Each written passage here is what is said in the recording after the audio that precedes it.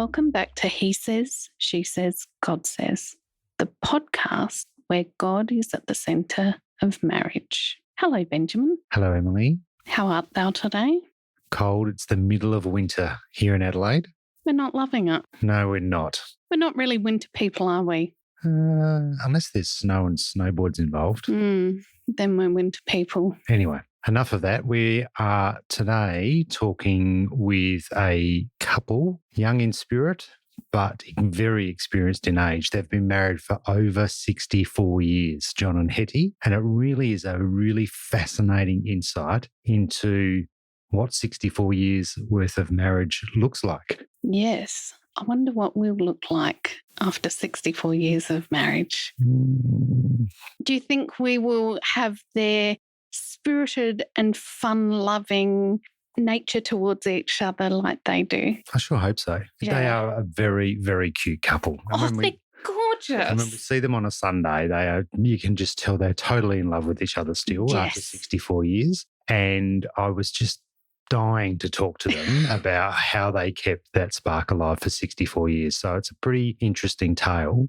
It's a fascinating one too, because if you think back 64 years ago, the world was very different. Different in terms of just society in general, different in terms of lifestyle standards. I mean, there was no electricity, I think, when they first got married. No dishwashers. Our dishwasher has leaked all over the floor. Now, that's caused a major meltdown in the Campbell household. They didn't even have a washing machine to start with, and cloth They lived in one room. Lived in one room. It really is a stark contrast to where we are today, or where most people are today. Yes. It's definitely worth listening to just to understand that. But it is a real love story tale.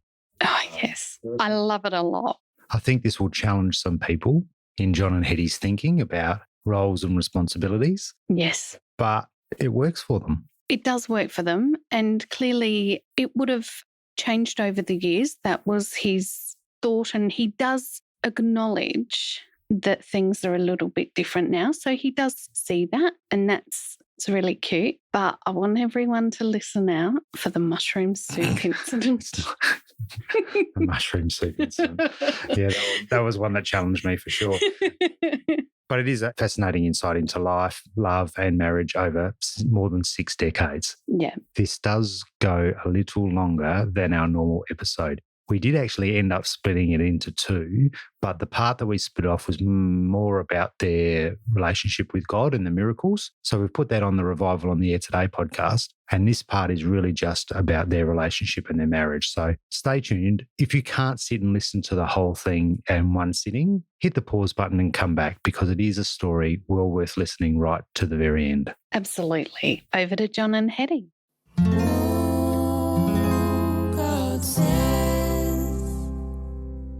John and Hetty, welcome to the podcast. Harriet. It's Harriet, isn't it? That's right. Everybody knows you as Hetty, but your name's really Harriet. That's true. Okay. So John and Harriet, welcome to the podcast. Thanks for having us. Now, I'm really excited to hear part of your story, particularly about marriage, because you have been married since forever.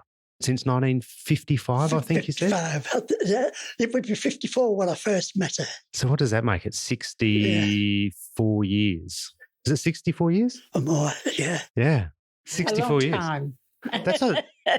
There'll be a few younger listeners. So back in 1955, that was when the first McDonald's store opened. In 1955 is when Disneyland opened.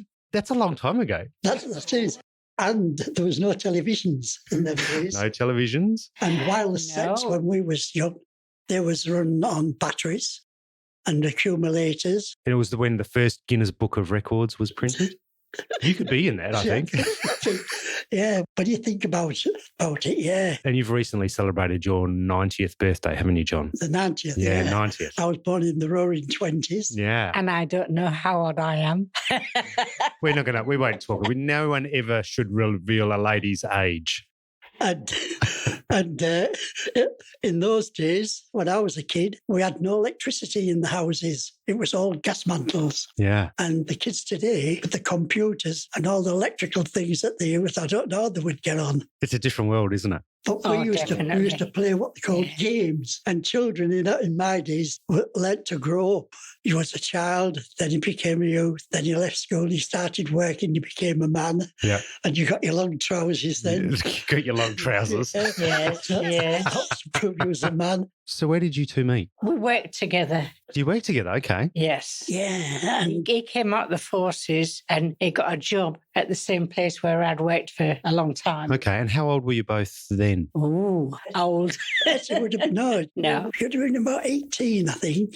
Somewhere around there. I was 25. I'm 6 years older than you, so you was 18, I was 24. Okay. Yeah. And you'd come out of the Navy, hadn't you, John? I'd just come out in the Navy then, Yeah. yeah. I'd spent a couple of weeks on deep drainage with my brother just to get me into work, you like, from out the Navy. And I was going to go into the trawlers with my elder brother. He was an engineer on the trawlers, and I was going to go fishing with him. But as it happened, the winter months came in, and as I went to work in this paint factory, and it was a Monday morning, and I went down to the tea trolley. I was up in the pug room. I was a pugger. Pugger. What's a pugger? Pugger is as a person who mixes all the colours Okay. and all the pigments and Yeah. all the oils and varnishes into a mixer, and he puts it together, and that goes into the rolling mills where it goes through big rollers, and all the little pigments are all squashed and flattened. Then it goes into the ball mills where it goes into the big place where all the big stuff's added to it. Yeah. And if I've made a mistake, it's all wrong. But it was a Monday morning, and I went down to the tea trolley for a cup of tea. Let's explain it's tea trolley because they don't exist anymore. Well, it's a lady who comes round with a cart with a tea urn on it Yes. and cups and things, and also biscuits and sandwiches and things like that, which you can buy. And she come through the factory floor with this trolley, and everybody meets her, and they get the cups of tea and things off the trolley. And I was standing there, and who should come walking across the factory floor but this black-haired raving beauty. That was me. That was you. Now you're silver-haired raving beauty, right? Not a black-haired raving beauty It's no anymore. longer black. She hasn't changed one little bit to me. She's still a little black-haired raving beauty to me. And I went straight from the tea trolley upstairs to my mate I was working with up there, and I says, I've just seen a bird down the bottom there at the tea trolley. I says, next time I see her, I'm going to chat her up. And he took me to pictures. Yeah, but no, you're jumping the gun now, Hetty. What did you think of John when you saw him? What did I think of him when I saw him? I don't think anything. I just sort of, I was there. yeah. And I'll tell you the I'd reason worked in why. this factory for quite some years, about 3 years, I think I'd worked in there. And he just used to come over and offer me my cup of tea. And we used to go in the canteen, and he always used to come and sit next to me and give me my cup of tea. I didn't touch it. I know. No. It's in my head. It's in my head. I know it's in your head, but it's all wrong. So anyhow, I said to my mate, next time I see that bird, I'm going to chat her up. I started staying dinners, and me and Bert, we loved a game of darts. We was playing darts, and the door opened, and in came Hetty with her mate. And my mate says to him, do you want a game of darts? And they says, oh, yeah. So we started playing darts. The Hetty moved over to the scoring board. So I manoeuvred round. I went round towards Hetty, and I says to her, how about you and me for the movies tonight? Fish and chips afterwards. I thought, that's got to get it. And she looked at me and she smiled and she flashed her left hand with an engagement ring on it. Oh. And she was engaged. Oh. And I said, whoa. Oh. Sorry, baby. And so I backed off. I thought, well, that's all my dreams were smashed. Up to then, she would have been my third girlfriend. The first one, she let me down when I went in the Navy. She asked me if she'd mind if she went out with boys while I was away. I said, no, not at all. But I said, don't expect me to be here when you come back. So anyhow, that one finished, and then another one I met, and by the time I came back from abroad, she was already married. So that was that one out the way. And all was left was Hetty. Beautiful. And there she was. She was engaged. So then this bloke came up, one of the foremen at the factory, and he says to me, hey, listen, John, he says, oh, we're starting a concert party up for the factory. He says, how about you coming in like, I says, what to do what? He says, well, you're a bit of a comic. He says, you can be a bit of a comedian or something or other. I said, no, I don't think so. He says, that bird up in the printers, Harriet, she's going to be in it. I says, what's she doing? He says, oh, she's a high-kicking chorus girl. I says, you can put you can put me down for that, and my mate as well. He's going to volunteer. So we went on rehearsals, and after about 2 or 3 or 4 weeks, something like that, we used to stop and have a cup of tea and biscuits on a night after rehearsals. And Hetty stopped this night, and I looked, and the ring had gone. Oh, I thought, the ring had gone. So get in there, kid, and strike while the iron's hot. And so I manoeuvred round again to Hetty. Yeah, and she packed him in. Yeah. Why did you pack him in, Hetty? Because he'd got another bird in. He was in the Air Force. Not Air Force. He was in the Air Force. In the forces. Air Force he was in. Okay. He was in the Air Force, and he had a girlfriend over there. Right. And he had me when he came home. And I found out because of something or other. It was a football match. They stayed for the football match.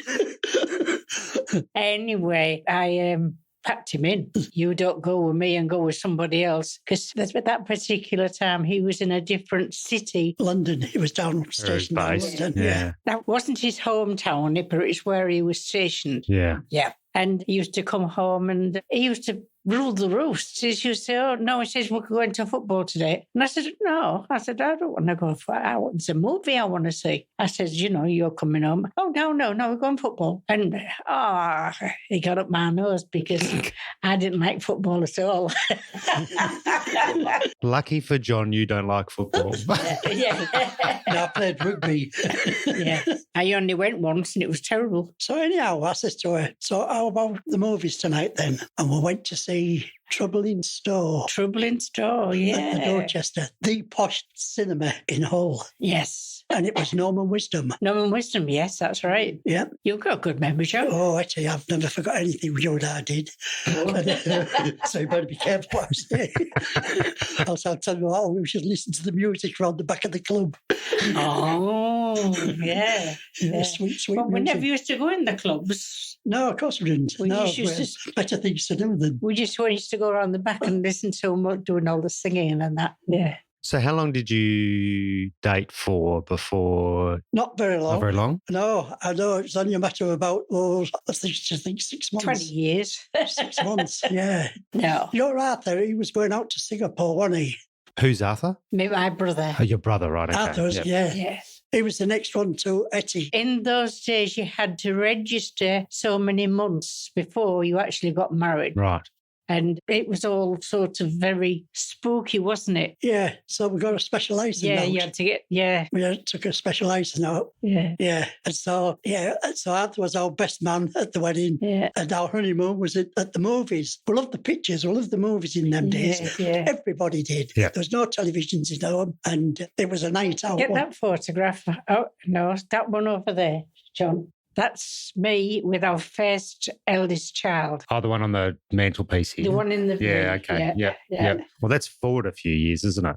You haven't even got married. So you've just got married. So you got married in the registry office. Got married in the So that was in registry office. 1955. And then, as I said, the war hadn't been over all that long. Yeah. And Hull was the heaviest bombed city in England. So Hull per is quarter. the city that you both grew up in, or were you It's both living at the actually time? called Kingstown upon Kingstown Hull. on Hull. Right, okay. And they shut it right down to Hull. Yeah. Yeah. Yeah, and it was the heaviest bombed town per capita city. And we went to get a room, and it was a dump on it. Oh, yeah. And it was £5 a week. So this was after you were married?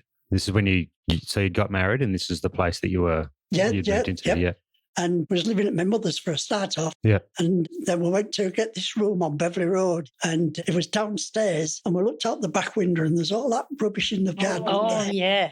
So it was £5 a week. How much were you earning back then? And so the wages was £5 Right. a So week all of for your me. wages went on your rent. And women was paid less Yeah. than men. So Well, that still happens today. less wages, yeah, that's right. Some things haven't fully changed yet. Yeah, well, it should be, Yeah. So anyhow, we had a look at this room, and I said, listen, how about us moving down south? I said, because I had two brothers who'd gone down south. One went to Kettering, old Trevor, and he went for a BHP. And my brother, Fred, he was, I can't think of the place where he lived, but we was going to go there. Kettering. Sorry? Kettering. Kettering is where our Trevor lived. And so decided we'd go to where our Freddie lived. And look, just pot luck, we packed the bags and we got on the train and away we went. Yeah. And we finished up in London and I was looking down the list of destinations and I came across this one, Leicester. And that was near Kettering's near Leicester. Yeah. It's in Northumberland. And so I said to her, I says, blow it, let's go to Leicester and give that a try. And so we got on the train and off we went. And So you just moved like that? Just like that. Just like that? Yeah. Leicester is spelled Leicester. I used to live in Leicester. When my wife and I first got married, we lived in Leicester Street. Oh, right. Yeah. Here in Adelaide. So Well, Leicester Street was just round the corner from me, which was bombed. yeah, right. But anyhow, going back to Leicester, we got there. It was a Saturday morning. And I went through the city centre. Beautiful place, looked lovely. Yeah. We loved it first night. Went in the hotel, didn't we, for a drink? No, went to Lewis's, upstairs, top floor, Lewis's, into the restaurant. Yes. And we asked that girl about if she knew anywhere where there's rooms to let or rent or whatever. And she says, go to Horsefair Gate. And she says, there's an information bureau there. She says, they've got a list of rentals and houses to let and all that. And we found it, but we didn't know where the districts were, did we? No. And so the night was drawing on. Yeah. And we finished up London Road, near the Victoria Park, nice area. And we went to this house, we knocked the door and we says, do you rent rooms here? He says, oh yeah. And it took us in there and we looked at it and it was a dirty place inside, but we'd nowhere to go that night. No. So we says, yeah, okay. He says, well, there's no sheets for the beds. So he says, well, okay, then we'll go down to Lewis's. And we bought some sheets from there. That's right. And when we came back and knocked the door and nobody answered. No. Nobody answered the door. So there I was down at the bottom of these stairs with Hetty bawling her eyes out with the sheets. Some sheets, but no bed to put them on. That's right. Yeah. I said, sit on that case. I said, don't move. And I went down the road to St. James's and I went round the corner for about the second or third house, knocked on the door, and it was a Polish lady, Mrs. Jurovich. Jurovich, that's Mrs. Jurovich. Yeah. And I said to her, have you got a room? A long time ago. Oh, Hetty. It was as if it was yesterday. And I said, have you got a room? And she says, yeah. She said, have you got any children? I said, no. So we're just married. So she says, oh, that's okay. So I said, I'll just go and get the wife and the bags. She says, all right. And I came back, got Hetty, and off we went. I'm living it, Hetty, I'm living it. And up the stairs we went into this top front room. Yeah. And so did she have a sign up saying that it was a room for it? You just knocked on a door? I just knocked on the door. Wow. And took a chance. And wow. Yeah, and my charms were still there. Was that normal back then? I think today that would never happen, but... I don't think it was normal. It was desperation on my point. Yeah. I thought, what we're going to do? So she was bawling. I went round, just knocked the door, and yeah. Okay. And we stayed there for...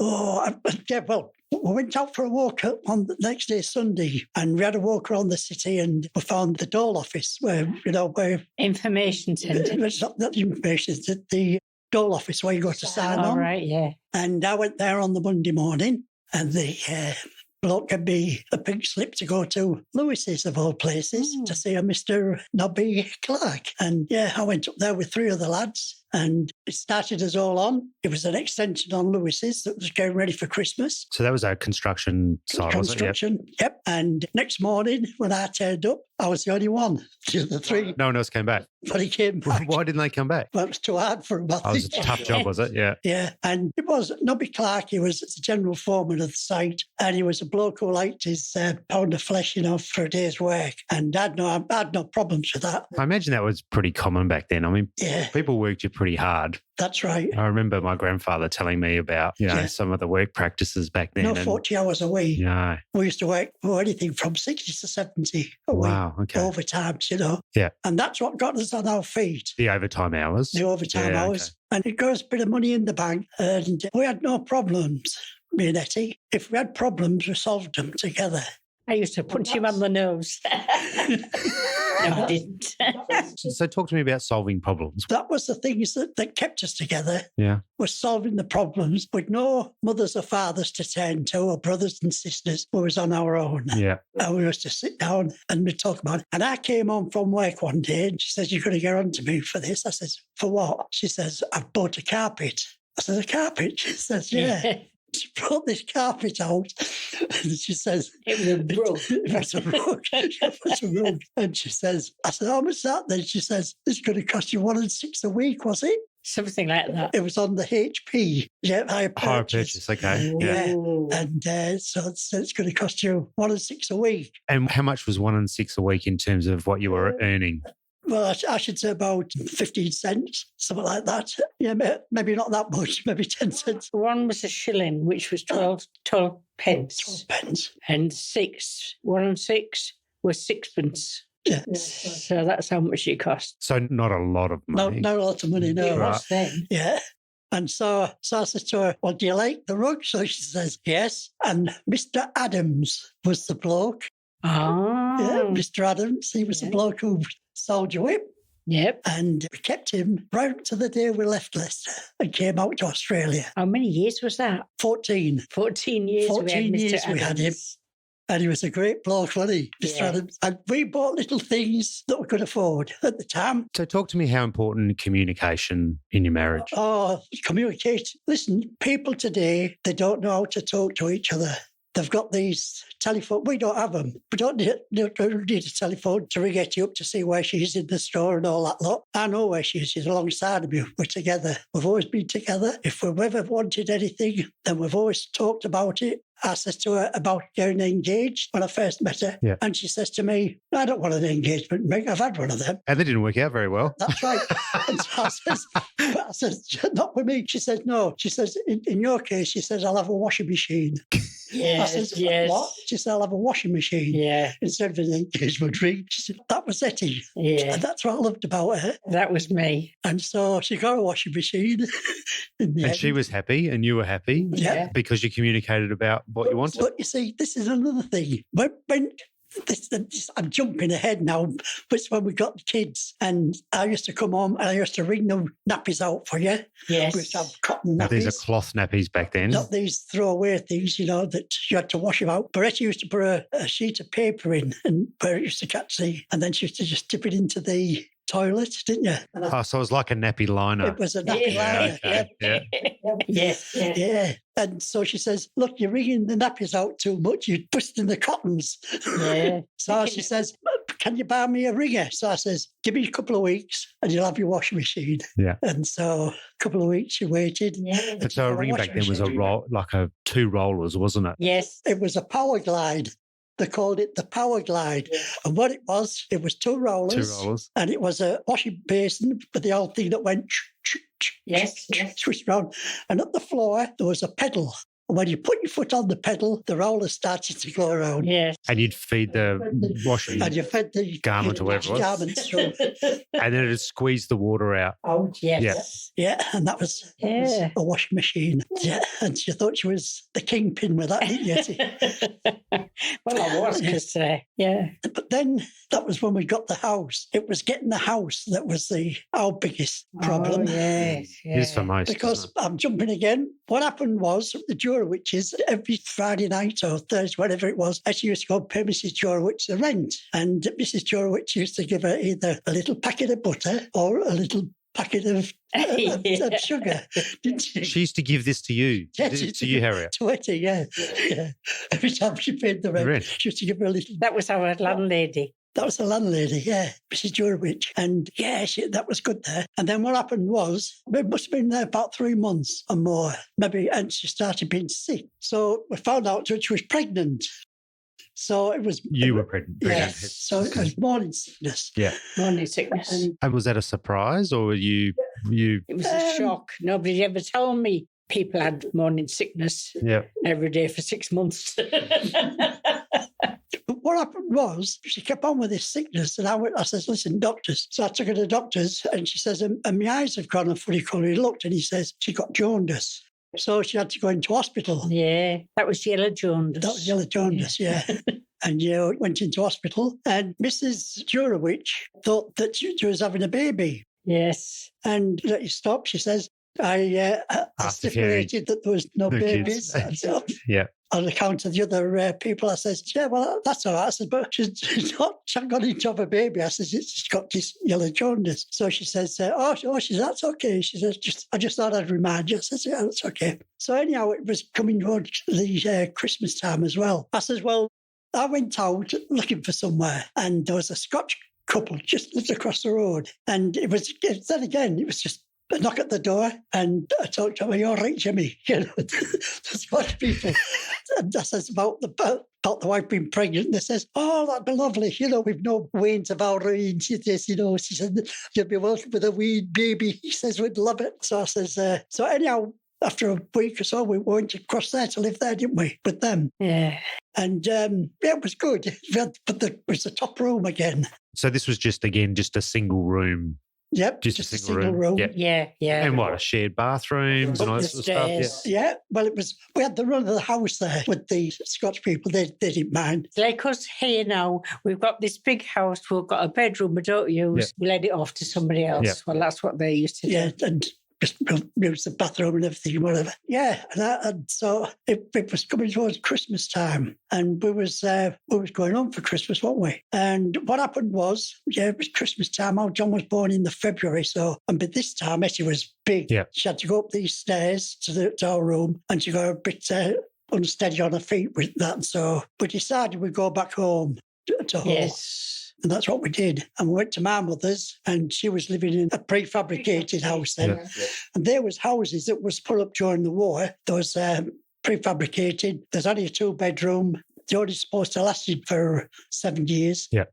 And it's a 2-bedroom, and my 2 sisters and my mother and our Tippy, they were sleeping in 1 bedroom, and they gave the other bedroom to me and Hetty. So it was overcrowded. And this night, there's a little story about how John being born. It was snowing, thick snow and ice, and she started at 4 o'clock in the morning. So this was labour. So the labour started at 4 o'clock in the morning. Started at 4 o'clock. Yeah. She gave me a shake, and she was sat there in bed reading a book. Yeah. And I says, "What's up?" She says, "Give your mum a shake." She says, "I think I've started." Yeah. And I thought, well, I don't think you have, Hetty. Not reading a book there. And I went back to sleep again. This book was one which they gave you from the clinic to know all the systems to look for when you was pregnant. Okay. So I didn't know that. You didn't know that? No, I'm sitting there reading books.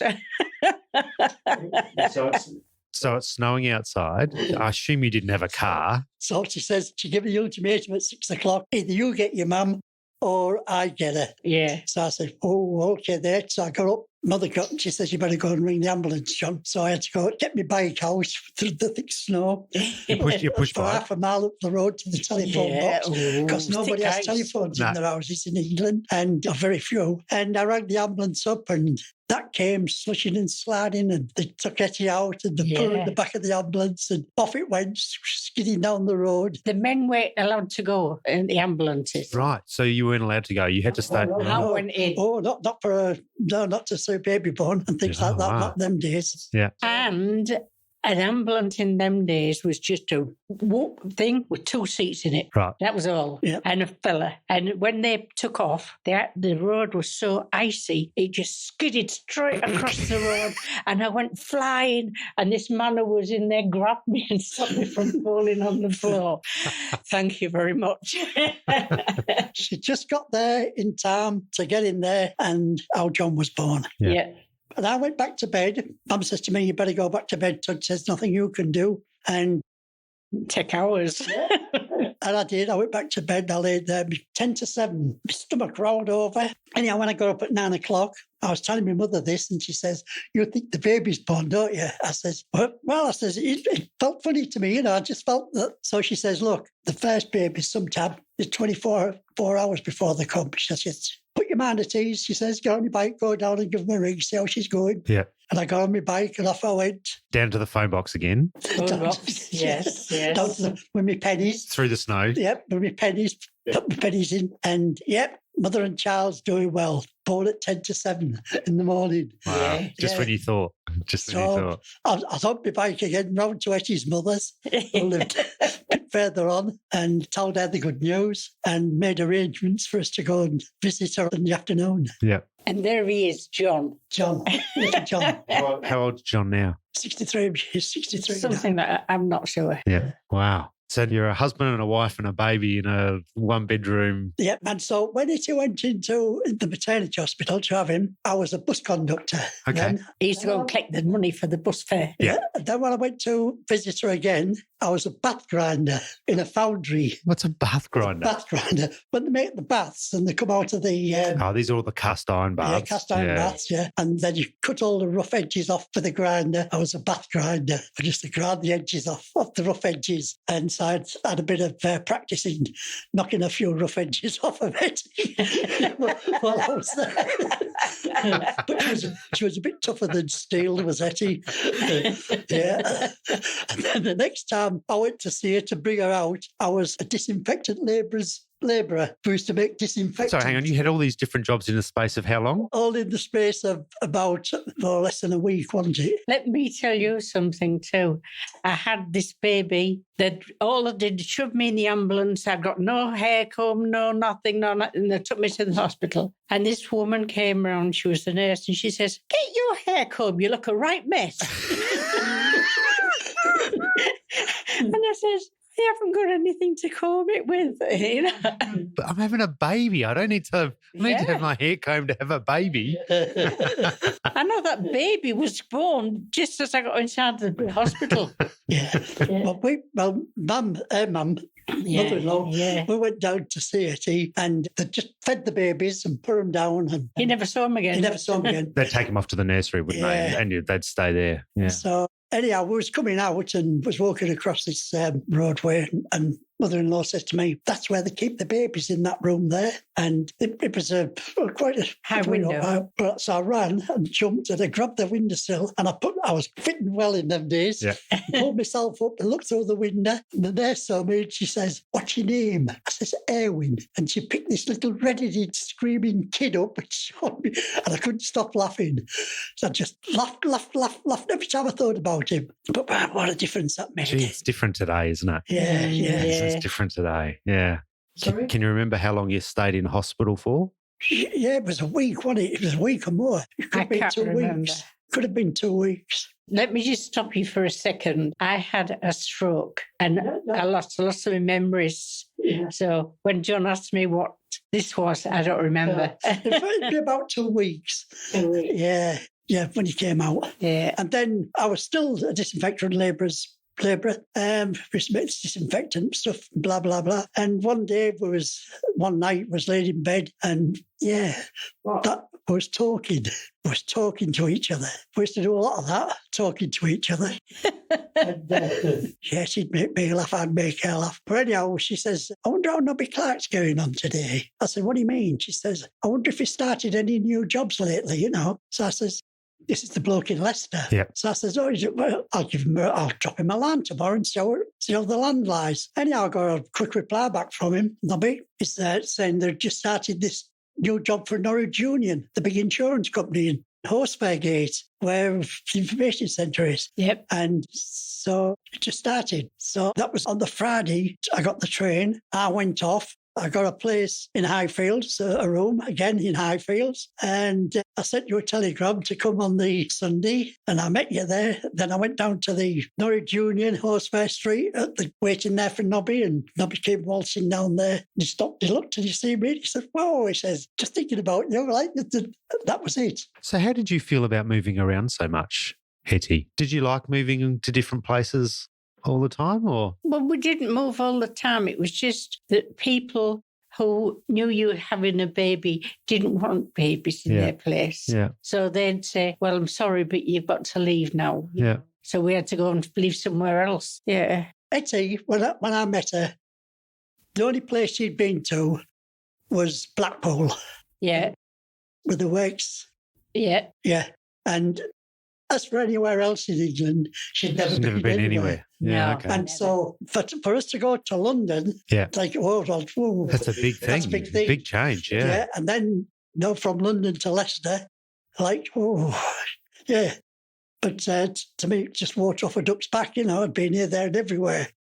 But when, I said to her, Hetty, when she started talking about Australia, that got me right by the old throat, that did. So why did you want to move to Australia, Hetty? Because I wanted to move out. I used to go to this club and they used to have people come from Australia and go big talks, and they would talk about the houses and what the people. Oh, so they were trying to attract people to come to Australia. They was wanting people, and every year they used to put programs on the radio, television, about Australia. Yeah, and I got the urge. You got the urge, and you didn't, John. You didn't want to go? No, but all the kids wanted to go. The kids wanted to go, yeah. So how many kids did you have? You had 4? Yeah, 4 children. How did you convince John that Australia was the place? I took him. I took him to one of the meetings. It's like the scripture says, he was very persistent, the chappie for the bread. Yeah. And Hetty was for Australia, very persistent. Oh, yeah. Every time I used to come in the house and there was this advert comes on the television. And their kids was all excited. They all wanted to come. So you were outnumbered, John. Oh, no, the little No ones. way, Yeah. no way. I dug in there, dug my feet in. Yeah. So was that a challenge for you at the time? You wanted to go, Hetty, and John, you didn't? Did that cause some conflict for you? Well, the things that we'd been through in our earlier time, like getting the house and everything for it and kids growing up in it. And we had 3 kids born in that house. That's all 3 of them born in that house. And it was our little castle, that was. But little did I know, it was a stepping stone to get to Australia. We used to go to the Australia Club. They used to have one of the big places in the city, used to have a speaker there. And they'd go and get up and they would tell you everything about Australia, and they would try and sell stuff off, It was one of them sort of places. Yeah. And we used to go every week, didn't we, John?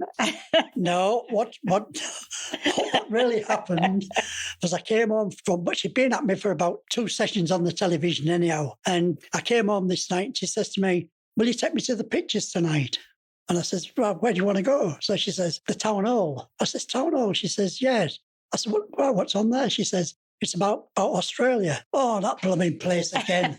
I said, so it wasn't really the pictures. It was... it was movies. It was pictures. Yeah, right, okay.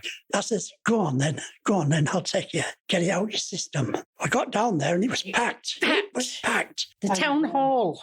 They give you this big bag of scripture, literature. Literature. Brochures and all sorts of things. Brochures, Okay.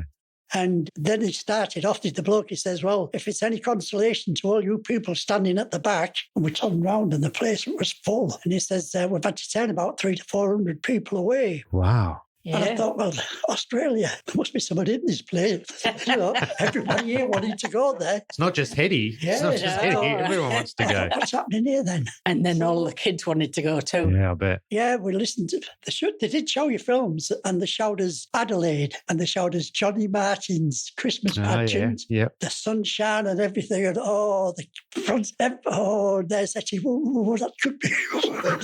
She was all excited, So anyhow, we comes home from there and she tipped all the stuff out on the table and she says, here it is. I says, hey, what is? She says, this is the application. I said, you can forget about that, Hetty. I said, I've only seen a couple of pictures. I said, I want to read all them books. I says, and then I'll see if we're going to go or not. And I did. I sat down and read about them all the different states, what they had to offer. And I knew that if we'd gone up to Darwin, she wouldn't have lasted 5 minutes with the heat and all that lot up there. Yeah. So anyhow, that was all right. We used to go for our holidays, I used to book a week up at Butlins Holiday Camp. Butlins Holiday Camp was a big camp where they had all the swings and everything for kids. All the catering was done for you. You had these chalets which you lived in and that. And the beach. Yeah, and the beach was down by there. And they had everything for the kids, everything for the wives. Me and Hetty used to do dancing a lot. We loved dancing.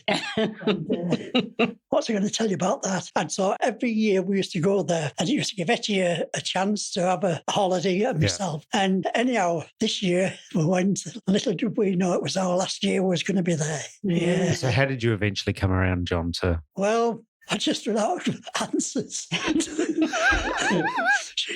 And I just thought, well, that's it. And the thing was, just wasn't right where we lived at the time. Elm Street was, as I put in a book, was a sleepy little street, Elm Street. It had all the old people that lived down there. We was the youngest. They all started dying off. And then all the rubbish started coming in.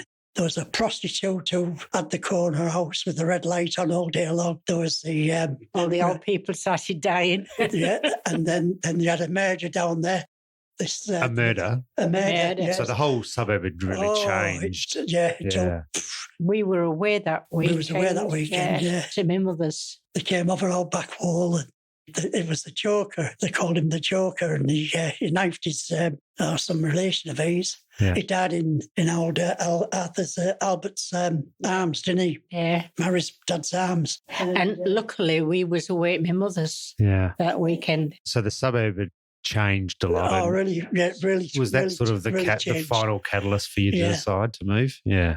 But I still didn't want to come to Australia. All I was waiting for was for him to come along and bulldoze that little house of ours down. It was 100 years old. Yeah. And the brickwork was as good as the day they put it up.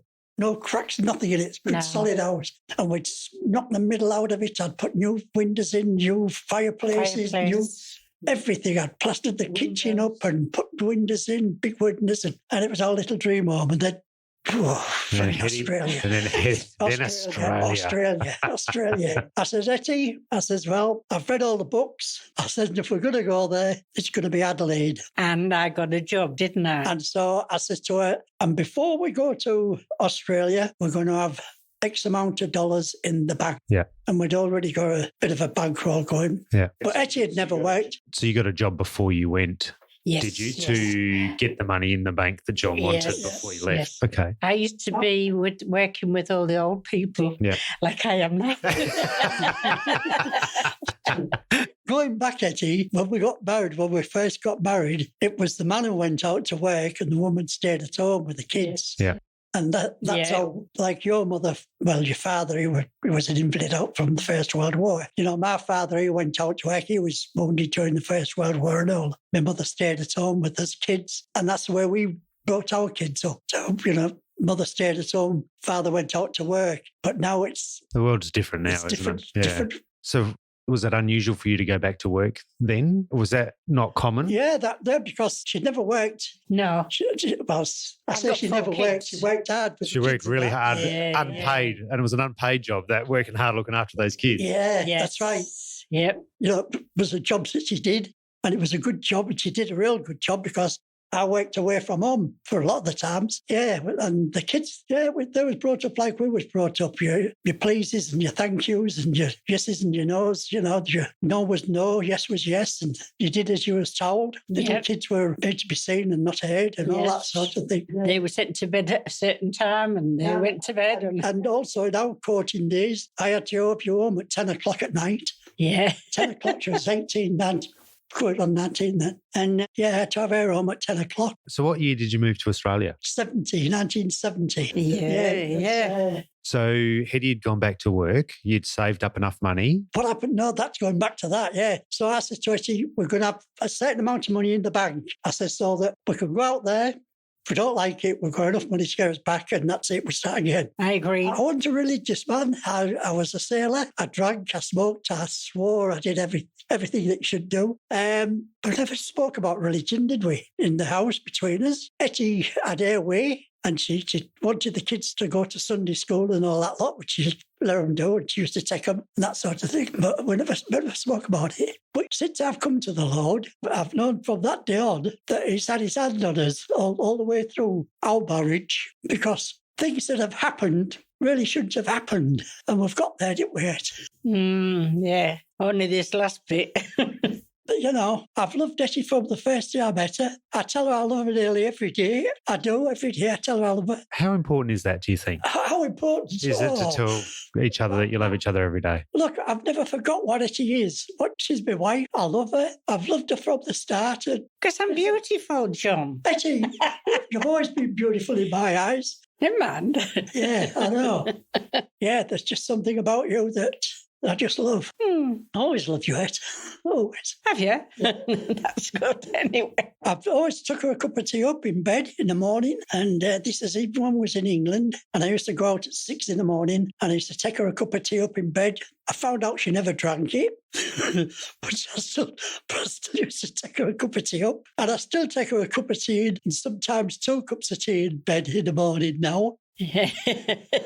When the first one's gone cold, I've took her another one in. And I've always made her a cup of chocolate on a night before she goes to bed. I always wake her with a big kiss and tell her I love her. And we always go to bed, but Hetty comes and gives me a big kiss. Yeah. And I tell her I love her. We always do things with each other. Yeah. Yeah. And how important is that, do you think? When you see couples who get into trouble, often they do their own things. They're not as together as much as it sounds like you two are. Well, I've always felt that John did what he wanted to do and I just went along with him. And that's how I've always felt about it, that he's the head of the house and I'm the little squirrel. I know. Listen, I look after everything. I look after the things and what's in the house, and and you go to work and bring the money home and I spend it. That's good. A quick plug for another podcast called Revival on the Air today. Listen to interviews with people from all around the world who've experienced amazing miracles. People set free miraculously from anxiety, depression, cancer, broken relationships, drug addiction, anorexia, glaucoma. The list goes on and on. You can find Revival on the Air today on the podcast app you're listening on right now, whether it's Apple Podcasts, Spotify, Google Podcasts, Podbean, etc. Plus, you can follow on Facebook and Instagram too. Just search for Revival on the Air today.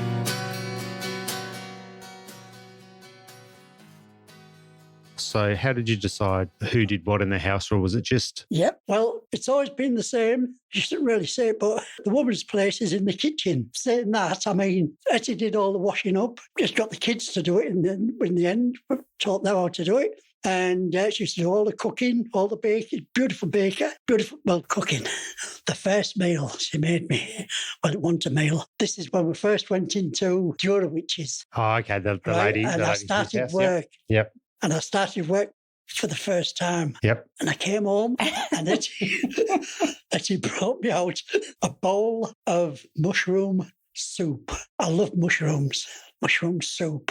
And she put this bowl of mushroom soup in front of me. And I got, and I thought, not all that good, like. And it was a tin of mushrooms soup. And I says, okay, thanks very much, like, but no, like, sort of thing, shoved it away. And so we kept talking. And so I said, so where's my dinner then? So she says, that was it. I says, pardon? She says, that was it. I said, what? My dinner? I said, no, my meat, my taters, me. So she says, that's what we used to have. I said, Hetty, I don't care what you used to have. I said, but don't you ever put another tin of soup in front of me for my meal, all right? I says, meat, potatoes, Yorkshire pudding, the lot. So anyhow, the next night I went home and she'd baked, she'd cooked, and she brought me dinner out. I said, have you got a biro? And on the Yorkshire pudding, I wrote R.I.P.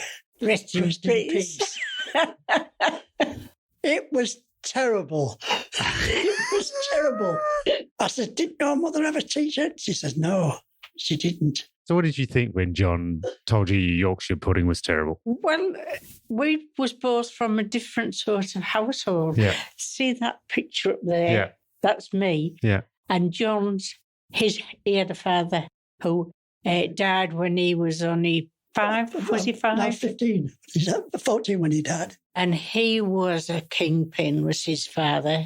He went to Buckingham Palace to get things from the government for what he did. He got a medal. He got a medal. Oh, well, he got a medal. Yeah. And all these sorts of things. And whenever he used to talk about his father, he used to really enjoy it. And he used to say, my dad did it, my dad did it. And he used to think, he loved his dad. Yeah. Whereas my dad was a bit of a, you sit down and you don't move. And one day we had a dinner and I had a book on the chair and I was looking at it. And my dad sprinkled all sugar over my dinner.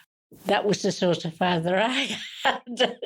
So you both grew up in different households. Very different. So then you had obviously different upbringings and different expectations around dinner and other things. So how did you work that out? So John's expecting his meat and potatoes and amazing Yorkshire pudding, Yeah. and Hetty's cooking mushroom soup for dinner. How did you reconcile that? He won. My mother helped out there a lot with different things. Your mum did, John? Yeah. Sorry? Your mother? My mother. Yeah, okay. Yeah, when we we went back. lived with them for a while. That was the first time we went to Leicester, Yeah, and we went back to stay with my mother. yeah. But then you had problems there, didn't you? Because you tried cooking on the oil stove because Mum was using the cooker, and that was a failure. But anyhow, Mum gave you a few tips and things and one thing or another. And she just got from bad to worse. I mean, from bad to big. What I'm trying to say was in those days, you had school dinners, and people who didn't have any money had a Saturday dinner as well. So that's what we used to have. We used to have school dinners every single day. And even in the holidays, you went to schools where they put dinners out for people. Hetty's family, a father, he was in the First World War. It was gassed, and then it was blown up, and they threw him back in the front, didn't they, again? And he was really crook. He couldn't work. He could only work in the summertime, because he suffered with his chest with being gassed. But in the end, he just couldn't work at all. But I was in the position where my father, he was in the First World War. He was wounded in the eye. Yeah. He lost an eye, but you couldn't tell. But it's always worked. It always worked. And we wanted for nothing. And we used to always have our holidays. He used to, it was only for a week, but he used to get us all a railway ticket, and where we could go to any seaside for a week. We used to be packed up with my mother. My mother and father used to come with us, and all his kids used to go with him, them that wasn't working. Whereas Hetty's, they had to fend for themselves, more or less. His father and mother used to live in a caravan, and they had your Freddie, your Harry, your Lena, your Dolly, your Mary, and Leslie was born. He was the first one born in a house. So before that, you all lived in a caravan, did you? Yeah, there was 7. Well, I wasn't alive. In a caravan. 7 in a caravan. I wasn't alive. Yeah, and the stories I heard from them all is where they had this lean-to as well. So off the caravan? Where they used to sleep, I don't know. Boys and girls and all that. Must be done. The father, to me, it sounded like tinkers, the old gypsies. Yeah. He used to burn wire, to get the copper and weigh it all in to get extra money and this sort of thing. And they really lived it rough, really. But then they got the council house, and that's when Leslie was born in the council house. And, first one. But they had a nice house afterwards, so... People did it tough back then, didn't they? Cook. A lot of people did it tough back then. Yeah. Well, let's just tell you, there was Freddie, Harry, Lena, Mary, Dolly, Leslie, Arthur, Harriet, Jean and Colin. So that's 10. 10 kids in the family. Wow. Yeah. That's amazing. And my father couldn't work. Yeah. My father always used to tell me, don't buy second-hand, buy it new, because you're only buying other people's troubles. Right. As I always stuck in my mind. And during the war, my father built a bungalow to go and sleep there on a night, because we used to sleep in the area shelters all the time. And I used to help him. And I didn't know my father for very long, but what he taught me has always stuck with me, and it's always... Good stuff. Yeah, and I did a poem about that, and he guided me along, and he always told me about the foundation of a thing. That is the main thing, the foundation. It's with marriage, it's with a building, and you always build up that, and that's what I've always tried to do. And so what do you think the foundation of a good marriage is? The foundation of the marriage is, look... You don't argue, you talk about a thing. Yeah. We've always talked, haven't we? Yeah. We've had, if somebody had told me that I was going to be in a front room and see my first eldest daughter born, on our own at 4 o'clock in the morning, nobody else around, and go in there and see this little head popping out. And so this was not your first child, John. So this was your... That's our second, Yvonne. Was she born at home? Yeah, she was at home. Was she really? Yeah, this was in when we just got our first little dream home, which was a blooming wreck and ruin of a place that we'd done together, got together and made it a home, didn't we? Yeah. Yeah. Wow, she was born at home. And I brought the bed down from upstairs down into the front room and first it of our body. Yeah. And it was 4 o'clock in the morning again, started thick snow and ice, no bike. I had to walk up the street to Humberston Road, up to the telephone box. And I rang up and this bloke got up. Oh, I got the wrong number. So I rang again and got the midwife. I said, look, the wife's having this baby and she's on its way. So she says, is my partner there? I said, no. So she says, she'll be there in a minute. I walked back home, gets home. And as I walked in through the front door, there was Hetty with the legs and the little head coming out. Little head popping out. I stayed there with her. BBA. So you were there by yourself? Right. Yes. Wow. So I stayed there with her. And I'll tell you what, it's a good job I was at the bottom of the bed. Did she come out quick? She really did, yeah. She shot out. You're like a goalkeeper. That's right. You slippery little... No, I didn't kick sucker. Slippery little sucker. You'd never caught her, but she's now. And she was clean as a whistle. Yeah, right. Yeah, wow. and a little girl. Yeah. Wow. So you were talking before about foundations is really important. So what do you think the foundation of a good marriage is? So I think you mentioned before about talking things through, not arguing. Yes. You make the decision in the end, but you talk about it. But if whatever problem comes up, and, we've had our problems, and we've sat and some of the problems can be as big as a mountain, if you don't talk about them. We've had our problems, but we've spoken about them and we've got over them. And look, that. What about other things, John? Look, I mean, you talk about... I just love her that much. The doctors told me, you've got to go and have this respite. And they've told me to boot her backside out, and this, yeah. She went up for my daughters for a week. I missed her. I was worse on my own than it was having her with me.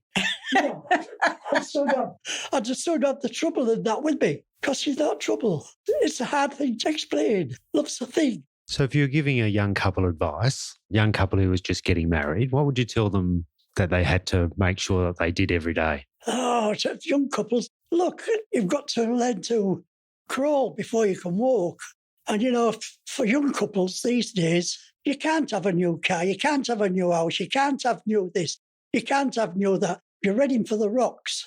You're a ship without lights and you're no steam in the head. Yeah. You've got to sit down and talk about it. I'll say about something and Hetty say, well, do we really need it? And I say, well, we don't, do we? So she said, no, well, why buy it? Yeah. So I said, that's fair enough. And every time we go out, I'll always say to her, if there's anything you want, get it. And, if you want it, get it. Not meaning you've got to have that because it's there. But what you need, not what you want, what you need. That's right, yeah. Yeah. Like these things. See these? I made these. I crocheted them. I learned how to crochet and I started doing it and I did all sorts of things. Yeah. And even baskets. I don't know if you can see a little green one on the fridge. With the flowers on top. Yeah. Yeah. Yeah. And I just learned to do things from books and reading and things like that. Yeah. Nobody taught me how to do these. Yeah. What other things do you think young couples need to do every day in their marriage? You mentioned before how you tell Hetty, you tell each other every day that you love each other. I love it. That's important. He always gives me a kiss before we go to bed. It's not only that. Yeah. I'll kiss her any time. And she said, what's that for? And I say, because I love you, Hetty. And she said, how do you know? How do you know you love me? I said, I know. It's in there. I know I love you. You've got to appreciate live with each other. Your wife, Yeah, there's another thing. I mean, I never go off with somebody. That's the thing. Trust. Yeah. You've got to have that trust. Yeah. Now, look, that's something I never had at the beginning. As I say, I had 2 birds, 2 girlfriends.